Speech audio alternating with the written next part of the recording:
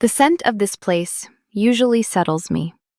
It's a specific blend of cedar shelving, binding glue, and the damp wool smell of a rainy Tuesday. It's a cocoon.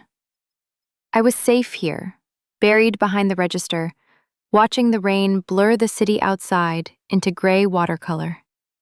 I was content to be hidden. Then the bell cut through the silence. It wasn't a tentative chime. It was sharp, authoritative. I looked up, expecting a lost tourist escaping the storm. Instead, I saw a silhouette that stopped my breath cold. The umbrella shook off the rain with a precise snap, and there she was. The woman who chose a scalpel over my heart a decade ago. She moved differently now. The Eleanor I knew used to walk like she was late for a lecture, messy and eager, books spilling from her arms. This woman moved like she was entering an operating theater, precise, commanding, cutting a straight line through the cozy clutter of my shop. She stepped onto the worn Persian rug, and the air instantly shifted, tightening until it felt too thin to breathe.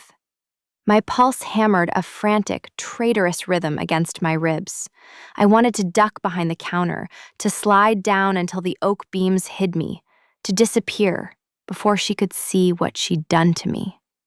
But my feet were nailed to the floor. The tension coiled tight in my chest, a physical weight that pressed down on my lungs. She was a high-voltage line that had just fallen into my quiet garden. She didn't look at me. Not yet. She was busy peeling off wet leather gloves, her attention fixed on a sleek phone in her other hand. Her coat was cashmere, charcoal gray, tailored to within an inch of its life, a far cry from the thrifted denim of our 20s. She typed something rapid-fire, her brow furrowed in concentration. It was a display of high-status busyness that made me feel small, like I was just another piece of furniture in a waiting room. "I need to check the inventory availability," she said to the room at large, her voice lower than I remembered, stripped of its old warmth. It was a command, not a question. I forced my hands to unclench from the edge of the counter. "We're open," I managed.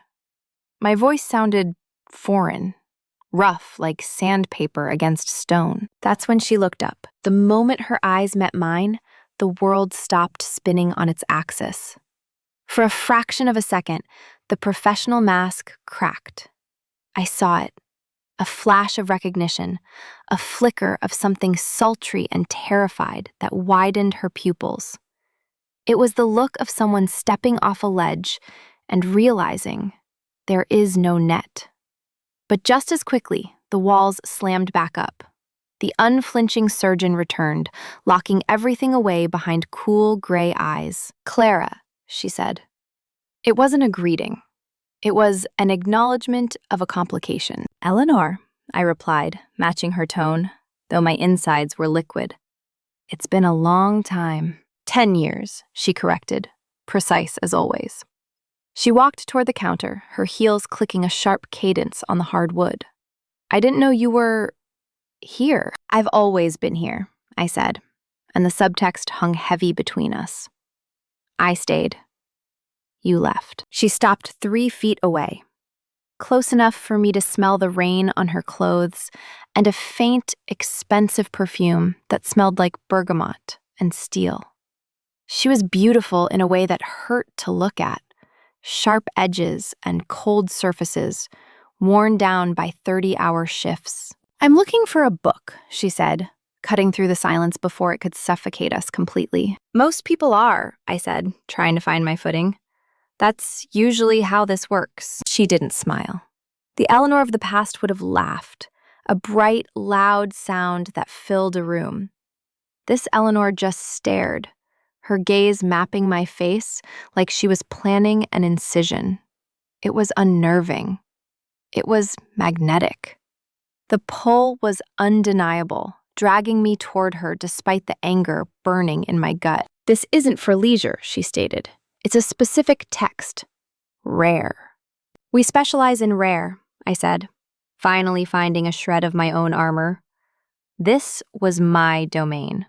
She might rule the hospital, but here, among the dust and the stories, I was the authority. "What are you looking for?" She reached into her bag, her movements fluid and economic. She pulled out a slip of paper, unfolded it with a snap, and placed it on the counter between us. Her hand lingered for a moment, pale against the dark wood. I stared at her fingers, long, steady, capable of saving lives and destroying mine. The rain drummed against the glass, filling the space as she turned a personal encounter into a cold business transaction. I smoothed the slip of paper against the aged wood of the counter, my fingers brushing the sharp, heavy cardstock she favored. Exercitatio anatomica de motu cordis. William Harvey's 1628 treatise on the motion of the heart and blood. I didn't need to look up the title to know what it was. It was the foundational text that turned the heart from a spiritual vessel into a mechanical pump.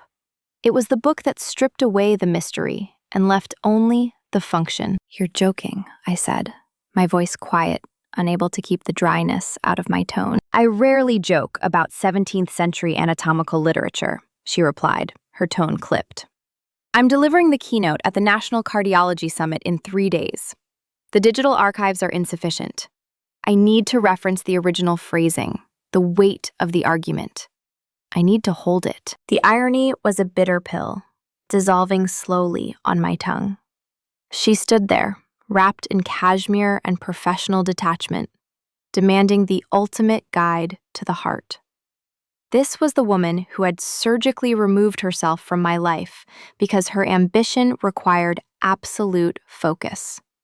She had treated our relationship like a benign tumor, something that might be fond, but ultimately endangered the host. She had left my living, beating heart to devote her life to the study of the organ's mechanics.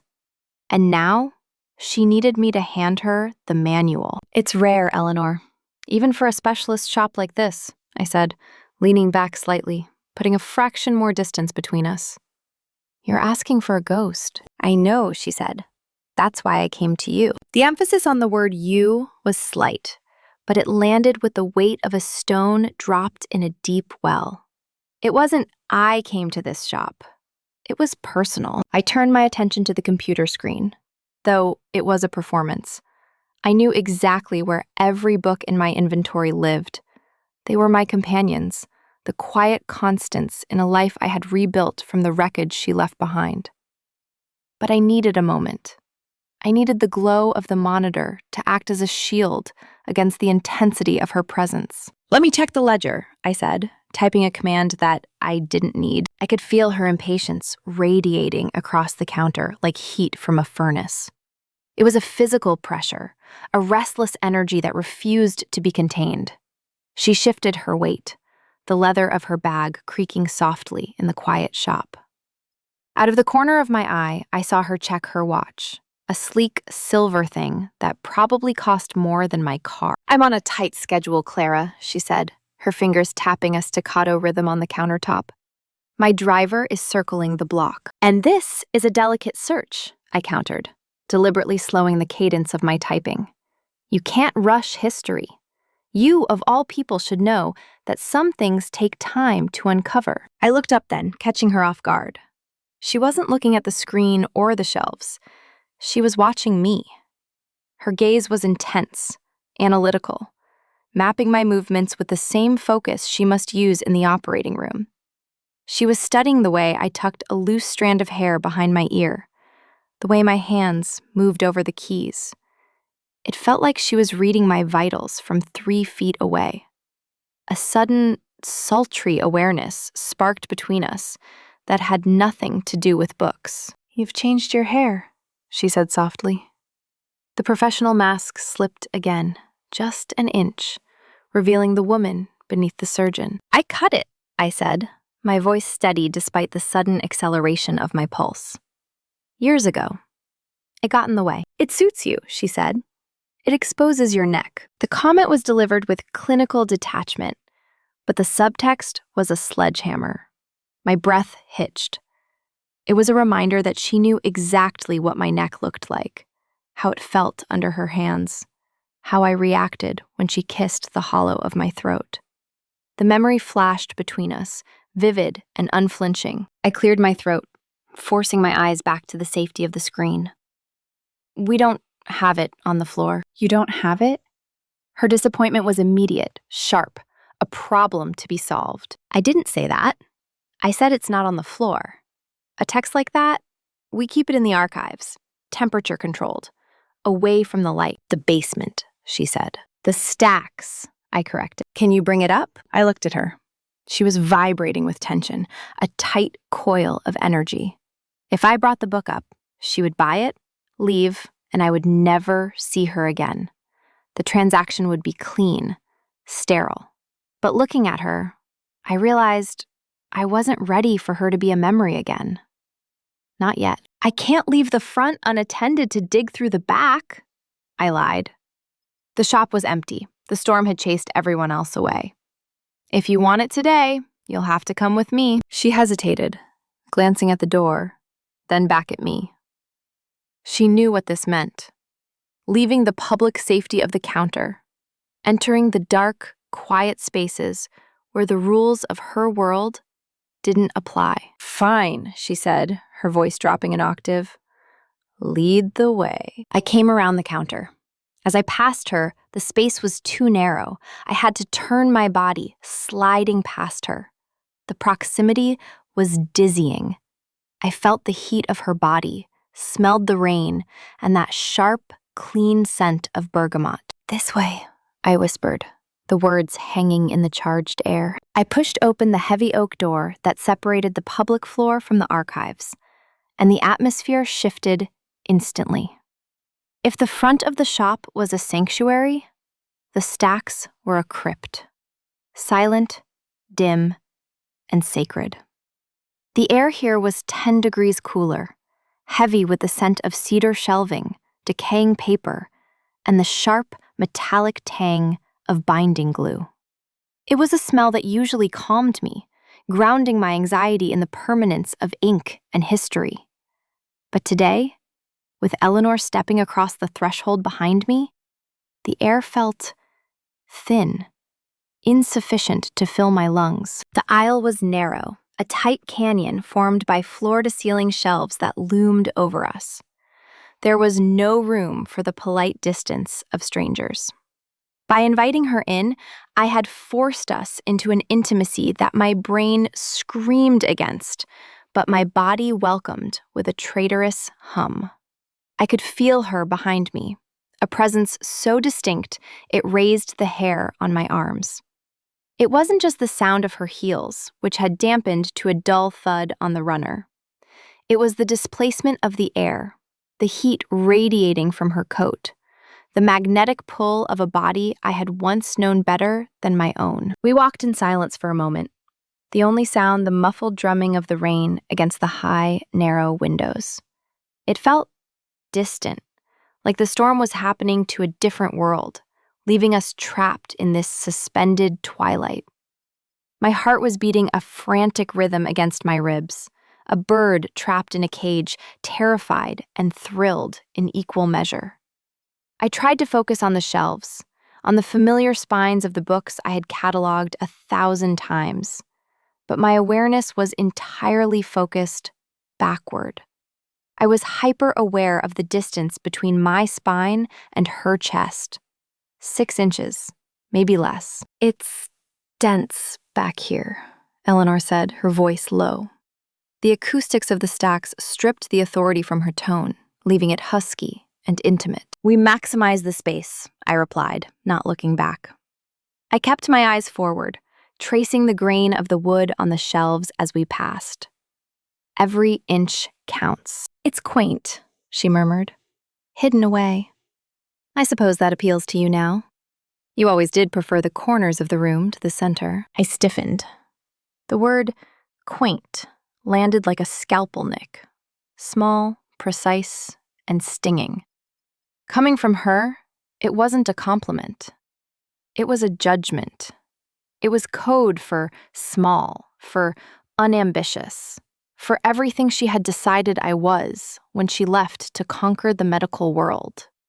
It was a reminder that while she was saving lives in bright, sterile theaters, I was dusting off the forgotten thoughts of dead men in the dark. "It's not about hiding, Eleanor," I said, my voice sharper than I intended. "It's about preservation. Someone has to care for the things the world is in too much of a hurry to remember." I stopped abruptly, feigning interest in a shelf of Victorian botanical texts, just to break the rhythm of her judgment. I didn't need to check the shelf. I knew the Harvey text wasn't there. I just needed to stop moving, to stop leading her deeper into my life. The sudden halt caught her off guard. She took one more step before her reflexes kicked in, bringing her up short, just inches from my back. The collision didn't happen, but the energy of it did. I felt the ghost of the impact, the sudden wave of warmth from her body washing over me. For a second, neither of us moved. The only sound was the distant rhythm of the storm. I stood frozen, staring at a faded green spine titled "The Language of Flowers," but seeing nothing. Behind me, I could hear the subtle catch in her breath. The scent of her, that crisp, cool bergamot mixed with the damp wool of her coat, enveloped me, triggering a cascade of sensory memories I had spent a decade trying to repress. It was the smell of her pillow in the morning, the smell of her neck when she leaned over to kiss me goodbye. It was intoxicating and infuriating. "Clara," she breathed, the name hovering in the space between my shoulder and her lips. I gripped the edge of the shelf, my knuckles turning white. The pull was undeniable. Gravity had shifted, trying to rotate me around to face her, to close that final, dangerous inch. Every instinct I had was screaming at me to turn around, to let the anger and the desire collide in whatever mess followed. But I didn't turn. I couldn't. If I looked at her now, in this dim light, with the smell of the past choking us both, I would lose. "The medical section is further back," I said, my voice tight, forcing my feet to move again. "Last aisle, top shelf." I walked away before the heat could burn me, heading toward the rolling ladder that stood like a sentinel at the end of the row. I gripped the varnished oak of the rolling ladder. I shoved the heavy apparatus into position along the metal track, the brass wheels groaning in protest. I locked the brake with my foot, the mechanism snapping into place with a definitive click that echoed in the silence. "It's on the top shelf," I said. "I have to climb." Eleanor didn't offer to help. She stood motionless in the center of the aisle, hands buried deep in her charcoal coat pockets. She just watched. I placed my boot on the first rung and began to ascend. With every step, the power dynamic shifted. For 10 years, Eleanor had been the one on the pedestal, the brilliant surgeon holding lives in her steady hands. I had been the one looking up. But now, the geometry was reversed. I was rising above her. From the 5th rung, I paused. The air was warmer up here. From this vantage, I saw the top of her head. She tilted it back to track my movement, exposing the pale, vulnerable line of her throat. Her eyes locked onto mine, and for the first time, she looked small. Not weak. Eleanor could never look weak. But human. Earthbound. "Be careful," she said softly. The words were automatic, but they scraped against my nerves. "I've done this 1,000 times, I murmured. My fingers trailed over the spines until I found it. Exercitatio anatomica de motu cordis. I pulled it free, the leather cool against my palm. I held it close to my chest. I had what she wanted. I could just hand it down, stay up here in my tower, safe from the gravity of her presence. I risked a glance down. She wasn't looking at the book. Her gaze was fixed on me, unflinching, traveling up the length of my body, lingering on my waist, then finding my face. It was the hunger of a woman who had been starving and didn't realize it until she saw the feast. A sudden wave of vertigo hit me. It wasn't the height, it was the force of her attention. It felt like she was physically pulling me off the rungs. My grip on the rail tightened until my knuckles ached. "Are you happy, Clara?" The question floated up from the shadows, quiet and devastating. It sounded genuinely curious, laced with a thread of fear. I froze. "I have the book, Eleanor." "That's not what I asked." I looked at her. Her face was open. The professional guard dropped. She wanted to know if the sacrifice had been worth it. If my life, the one she deemed too small, had given me what her massive life hadn't. "I'm at peace," I said. It was the truth. Or it had been until 5 minutes ago. I began to descend. Step, step, step. With each rung, the air grew thicker, charged with the electricity of her proximity. When I reached the bottom rung, I hesitated. I didn't step away immediately because I couldn't. The aisle was simply too narrow, and she hadn't moved back an inch. My heels touched the floor, and I turned. We were inches apart. The book was pressed between us like a shield, a thin barrier of history keeping our bodies from colliding. I could see the flecks of gold in her gray eyes, the slight flare of her nostrils. "The book," I whispered. I held it out. She didn't take it, not right away. She reached out. For a heartbeat, I thought she was going to touch my face. My skin prickled, paralyzed by the possibility. Her hand drifted lower, moving toward the book. But the trajectory was off. Her knuckles grazed the fabric of my shirt at my waist.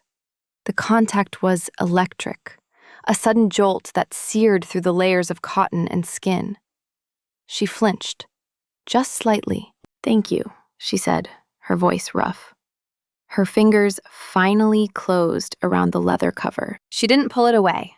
We were both holding it, tethered by the object that had brought her back to me. The silence was deafening. The air was so heavy with unsaid words and suppressed desire that it felt like the pressure before an explosion. And then, the explosion came. Boom. A violent crack of thunder, louder than anything I had ever heard, shook the very foundations of the building. The building groaned under the assault. Before the echo of the thunder faded, the hum of the ventilation system died. Then, the lights. 1 second, I was looking at Eleanor's hand on the book. The next, we were plunged into absolute, suffocating darkness. The stacks, windowless and deep, became a tomb. "Don't move," I said, my voice sounding too loud in the sudden silence. "Emergency lights are spotty." I felt her shift, the rustle of expensive fabric. "I can't see a thing," she said, and for the first time, there was a tremor of genuine unease in her voice. The surgeon, always in control, stripped of her vision. "I know the way," I said. "Reach out." Her hand found my arm, gripping the fabric of my sleeve. Her fingers were cold. It burned. I led her blindly through the dark canyon of books, counting the steps by memory. 12 paces to the corner, turn left. 8 paces to the door. We moved in tandem, a slow, dark dance, tethered by her grip on my arm. We emerged into the main shop, but it wasn't much brighter. The storm had stolen the afternoon. Outside the plate glass windows, the world had been erased by a wall of gray water. The street was gone, replaced by a churning river that spilled over the curbs. The power was out. The silence was heavy, broken only by the relentless drumming of the rain against the glass. Eleanor immediately pulled away, the loss of contact leaving a cold spot on my arm. She went for her phone, tapping the screen aggressively. The glow illuminated her face, tight, anxious. "No signal," she muttered, staring at the device as if she could will it to connect. "And the battery is... damn it." The screen went black. "The towers are probably down," I said, walking behind the counter. "And with this flooding, your driver isn't getting anywhere near here." She looked up, eyes wide. "I have a conference call at 4. I have rounds at 7. "Not today, you don't," I said softly. You're stuck, Eleanor. She stared out at the deluge, her posture rigid. She looked trapped. The hospital, the schedule, the life she had built, it was all on the other side of that wall of water, unreachable. She was just a woman in a dark room with her ex-lover. I reached under the counter and pulled out the emergency box. I struck a match, the sound sharp and sudden. The smell of sulfur bit the air. I lit the first candle, a thick pillar of beeswax, then another, and another. The shop transformed. The gray gloom retreated, replaced by a warm, flickering gold. The shadows danced on the spines of the books, making the room feel smaller, closer, more intimate. I looked at Eleanor.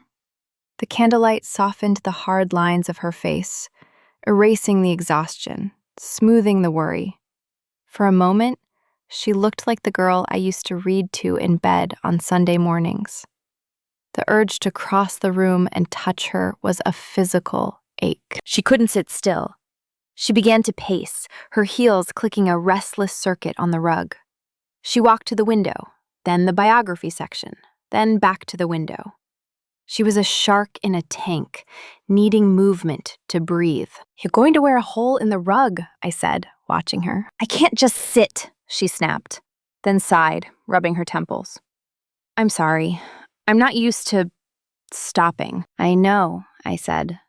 Stillness was never your strong suit. I reached to the bottom shelf behind the counter, pushing aside a stack of invoices to reveal a bottle of amber liquid and 2 heavy crystal tumblers. It was the good stuff, single malt, aged in sherry casks. I poured 2 fingers into each glass. The liquid caught the candlelight, glowing like molten gold. "Come here," I said, sliding one glass across the wood. "Sit down." I pointed to the velvet armchair near the hearth. She stopped pacing. She looked at the glass, then at the chair, then at me. "I don't drink before rounds," she said automatically. "You're not going to rounds, Eleanor. The world has stopped. Let it." She hesitated. I could see the battle in her eyes, the surgeon fighting the human. The human won. Her shoulders dropped an inch. She walked back to the counter, the movement slow, deliberate. She reached for the glass. "I suppose you're right. I usually am," I said, a faint smile touching my lips. "About books.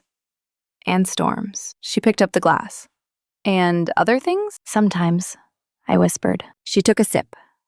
She closed her eyes as the burn hit her throat, a long exhale escaping her lips. When she opened them again, the frantic energy was gone, replaced by something heavier, darker. She looked at me over the rim of the glass, and the air between us tightened again. "It's quiet," she murmured. "It's just us," I said. She finally reached for the tumbler, but the transfer was clumsy. Her fingers, usually surgical in their precision, grazed the back of my hand. It wasn't a gentle brush.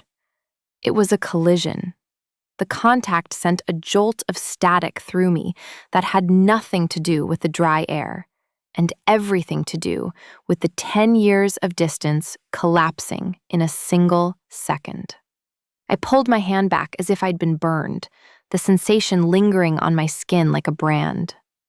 The tension in my chest coiled tight, a physical knot that made it hard to swallow the whiskey. Eleanor didn't pull away. She held the glass, staring at the amber liquid swirling in the candlelight. The flame reflected in her eyes, making them look liquid, unguarded. She took a long, slow sip, the kind that signals a surrender. "I don't just need the Harvey text for the keynote," she said, her voice low, blending with the sound of the rain. That was a partial truth. "I figured," I said, leaning back against the counter, keeping a safe distance between us. "You could have had an assistant buy a first edition online. You didn't need to come here." "I needed to hold it," she admitted, swirling the glass again. "I needed to remember what it felt like when the heart was still a mystery to me, before it became just a pump, before I memorized every valve and vessel so thoroughly that the magic drained out of it." She looked up at me, and the exhaustion on her face was raw. "I'm tired, Clara. I save them every day. I repair the damage. But I go home to a silence that rings in my ears. I've become a mechanic of the soul's engine, but I've forgotten how to drive." It was the most vulnerable thing she had said in a decade. This was the wound I had carried, the belief that she had chosen glory over me because I wasn't enough. But looking at her now, stripped of the white coat and the entourage, I saw the cost of that glory. Was it worth it? The question slipped out before I could stop it. It hung in the air, heavy and sharp. The view from the top, the chief of surgery title, the articles, leaving everything behind, leaving me behind.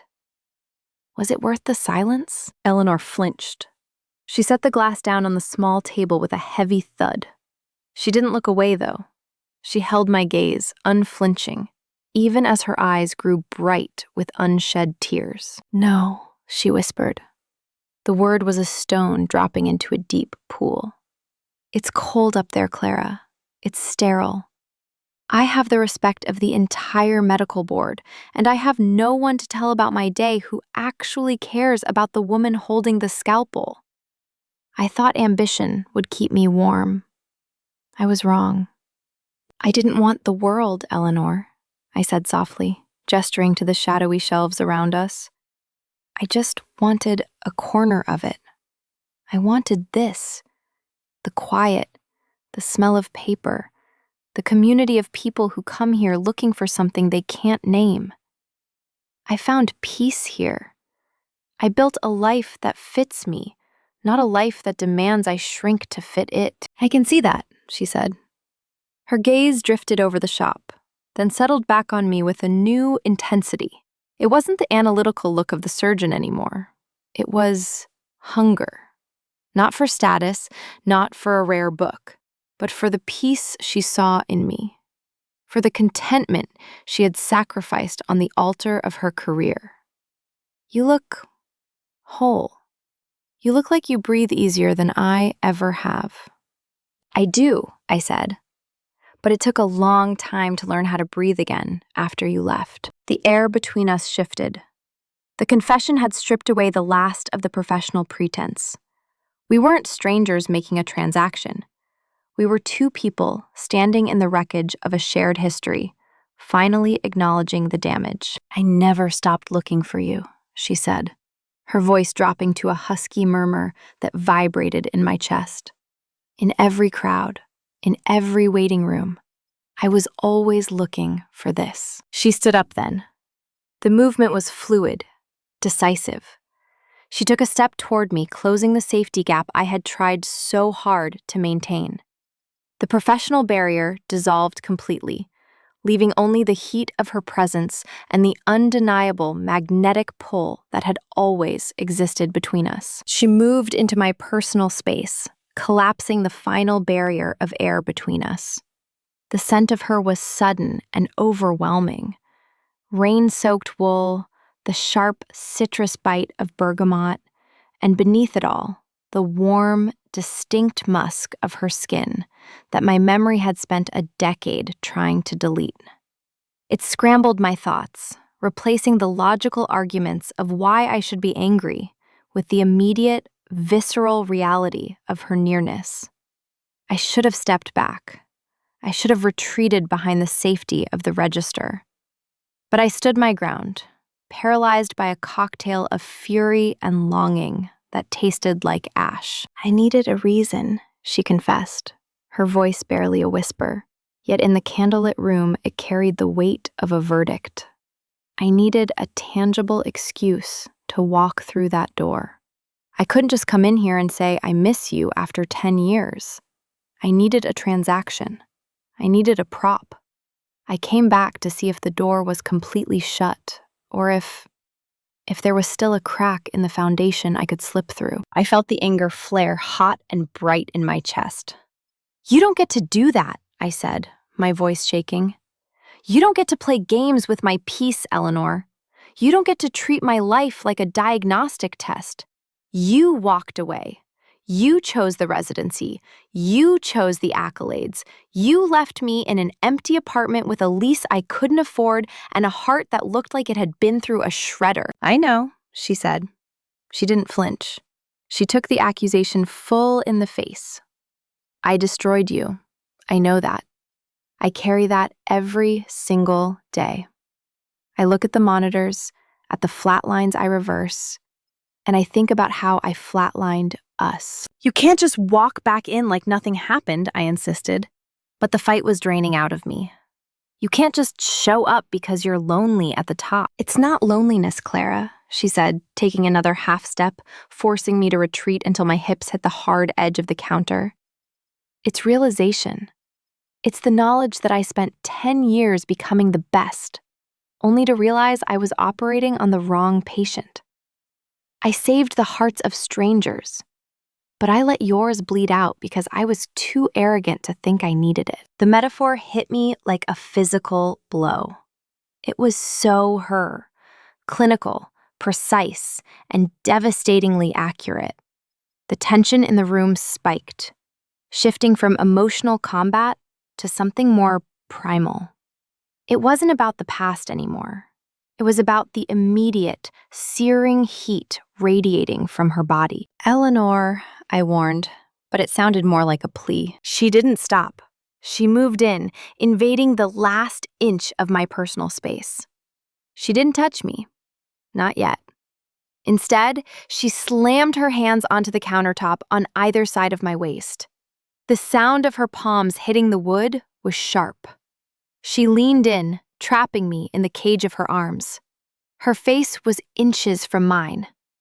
I could feel the warmth of her breath on my cheek. I could count the eyelashes framing those steel gray eyes. Tell me to leave, she challenged, her voice rough with a desire she could no longer hide. Tell me to walk back out into the rain and never come back. Tell me you don't feel this pull. I looked at her. I looked at the woman who had broken me, and the woman who was currently putting me back together, just by being near. The fear of being hurt again was a screaming siren, but the pull was a gravity well I couldn't escape. My hands gripped the edge of the counter behind me, knuckles white. I wanted to push her away. I wanted to pull her closer. I can't, I whispered. Good, she breathed. The standoff broke, not with a sound, but with a surrender. My hand moved of its own accord, bypassing the logic that screamed at me to run. It was a reflex, ancient and undeniable. I reached up, my fingers trembling just slightly, and traced the line of exhaustion etched deep into the side of her face. I followed the sharp angle of her jaw, the place where the stress of her world lived, and softened it. The surgeon's mask, that hard, impenetrable porcelain she wore like armor against the world, shattered under the weight of my touch. Eleanor didn't pull away. She leaned into my palm, her eyes fluttering shut, a soft, ragged exhale escaping her lips that sounded like a prayer. It was the first time in 10 years I had seen her truly vulnerable. The god of the operating theater, the woman who held life and death in her steady hands, was gone. In her place was just Eleanor, tired, wet from the rain, and desperate for a connection she couldn't sterilize. The distance between us evaporated. It wasn't a collision this time. It was a gravity slide, inevitable and heavy. When her mouth found mine, it wasn't frantic. It was slow, tentative.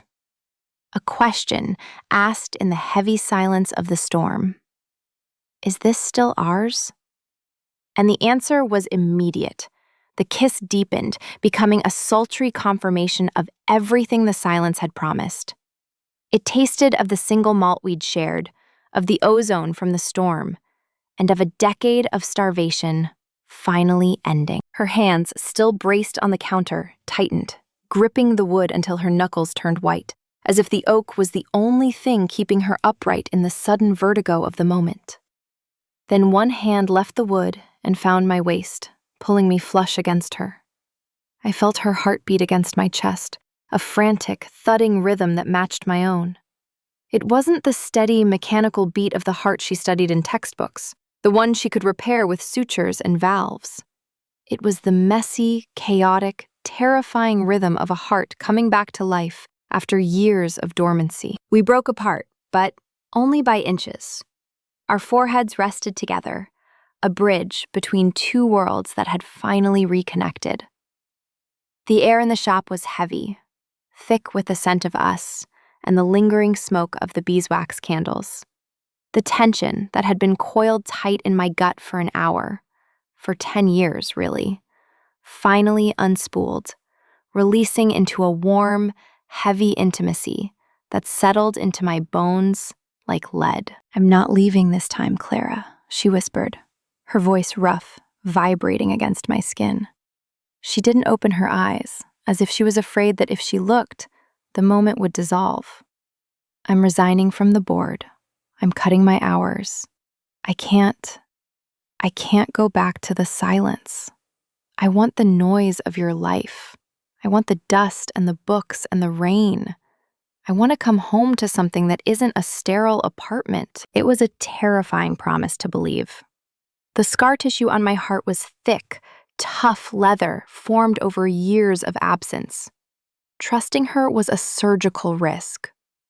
But looking at her, feeling the tremble in her hands that she hid from everyone else, I knew she wasn't operating on ambition anymore. She was operating on survival. "It's a risk," I murmured, my thumb brushing the high curve of her cheekbone, wiping away a drop of rain or maybe a tear. "But the suture is holding." "It will hold," she promised, her voice regaining a fraction of its old steel, but tempered now with warmth. "I know how to stitch things so they last." I believed her. For the first time, the history between us felt like a foundation rather than a ruin. We stood there in the flickering candlelight, breathing the same air, two distinct lives, finally bleeding back into one. Then, reality intruded with a jarring snap. The overhead lights flickered, buzzed aggressively, and bathed us in sudden, artificial brightness. The hum of the refrigerator kicked in. The world was waking up. The sudden return of the overhead lights was violent. It washed out the soft, forgiving shadows of the candlelight and replaced them with the stark, humming reality of fluorescent bulbs. It was a jarring moment of truth. In the dark, under the cover of the storm, it was easy to suspend time, to pretend we were the only two people left in existence. In the unforgiving glare of the shop lights, with the water stains on the ceiling and the scuff marks on the floor visible again, we had to decide if the magic was just a trick of the atmosphere or something that could survive the mundane. Neither of us moved away. That was the first sign. We didn't scramble to put polite distance between us like guilty teenagers caught in the act. We stayed grounded, blinking against the sudden brightness, but anchored by the proximity of our bodies. The connection held. Eleanor looked down at the counter. The rare book, De Motu Cordis, sat there, forgotten between us. The dark leather cover absorbed the light, heavy with centuries of medical knowledge. She reached out, her fingers brushing the spine with a familiarity that used to be reserved for her instruments. She picked it up, weighing the heavy text in her hand, feeling the history of it. Then, deliberately, she set it back down on the counter. She pushed it gently toward me. "Keep it," she said, her voice steady, stripped of the earlier desperation. "I don't need the manual anymore. I think I'd rather learn the heart by touch this time. The theory isn't enough." It was a small gesture, but it carried the weight of a contract.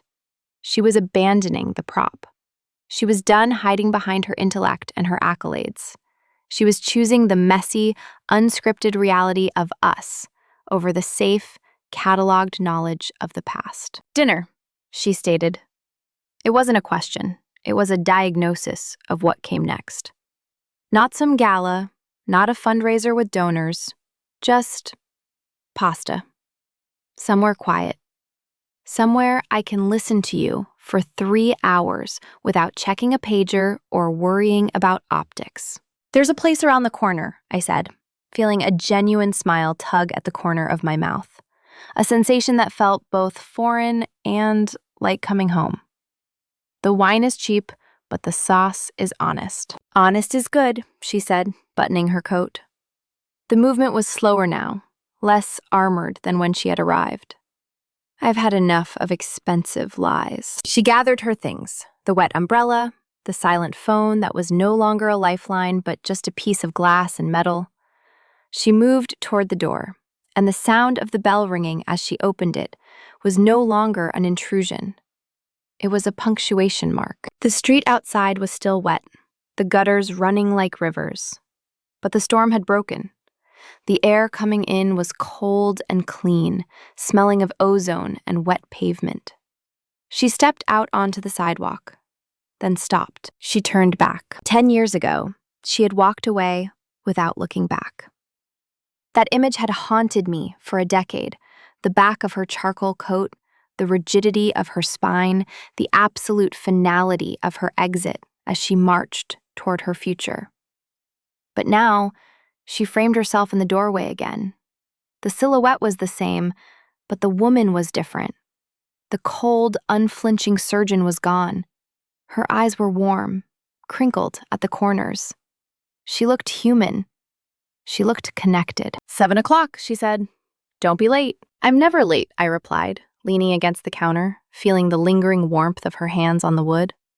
"You're just usually too early." She laughed, a real, throaty sound that I hadn't heard since we were 25. Then she turned and walked into the damp evening, her step lighter, less burdened by the weight of her own importance. I watched her go until she rounded the corner. I stood there, in the silence of the shop, but the silence had changed. It wasn't the heavy, suffocating quiet of a tomb anymore. It was the pregnant pause before a new sentence. I looked around my domain, the stacks, the dust, the shadows. For a decade, this place had been my bunker. It was where I hid from the world, where I nursed my wounds and told myself that safety was better than risk. I had buried myself in other people's stories because I was too afraid to write the next chapter of my own. But as I walked to the door, I realized the walls didn't feel like a fortress anymore. They felt like a meeting point. I flipped the sign to closed. I turned the deadbolt, the click echoing with a satisfying finality. But this time, I wasn't locking the world out. I was just finishing the day. I leaned my forehead against the cool glass, watching the reflection of the streetlights on the wet pavement. My heart was beating a steady, strong rhythm against my ribs. It wasn't broken. It wasn't scar tissue. It was a muscle. And like any muscle, it needed exercise to get stronger. Eleanor was right. We had both been operating on the wrong patients. But the prognosis had changed. The shop was silent again, but the air felt different, charged with promise rather than dust. I touched my lips, the memory of the kiss still intense and lingering, a ghost of heat that refused to fade. The storm had passed, but the real electricity was just beginning. If you've ever found love waiting in the last place you looked, subscribe to follow the next chapter of their story.